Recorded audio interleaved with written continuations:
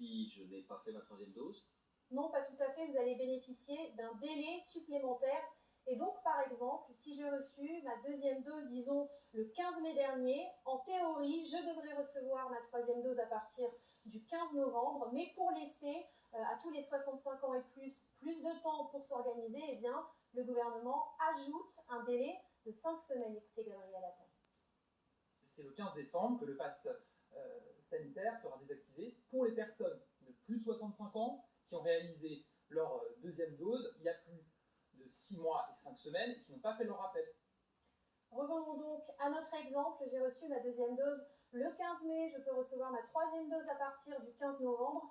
Ajoutons donc à cela 5 semaines supplémentaires. J'ai donc jusqu'au 22 décembre avant que mon QR code ne vire au rouge si éventuellement je n'ai pas reçu ma dose de rappel. Voilà, ce petit délai de 5 semaines, c'est la nouveauté qu'il faut avoir en tête pour la concrétisation de ces annonces. Autre hypothèse, Justine, j'ai plus de 55 ans et moins de 65 ans. J'ai plus de 50 ans et moins de 65 ans. Qu'est-ce qui change pour moi concrètement?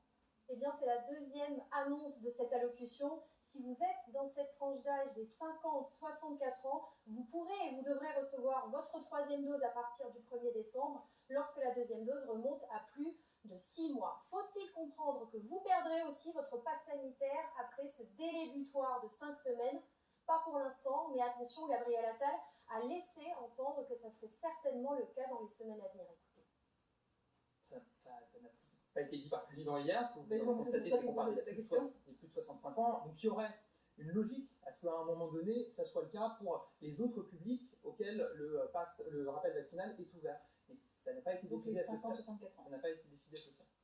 Oui, il y aura une logique, la formule est prudente, mais bien évidemment, ça s'appliquera au milieu de l'hiver, sans doute, février, mars, également aux 50-64 ans.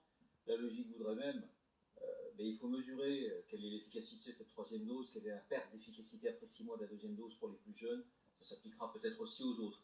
On poursuit nos hypothèses. Si j'ai plus de 65 ans, si je n'ai pas plus de 65 ans, j'ai moins de 65 ans, mais j'ai des comorbidités. Parce que ça, là-dessus, on n'a pas entendu Emmanuel Macron.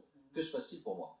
Eh bien, vous pouvez aussi déjà recevoir votre dose de rappel depuis juin, mais la possibilité de voir votre QR code disparaître ne vous concerne pas, pour la simple et bonne raison que vos comorbidités seraient trop compliquées à intégrer au pass sanitaire en raison du secret médical, alors que l'âge, lui, il figure clairement. Voilà, c'est pour une raison pratique.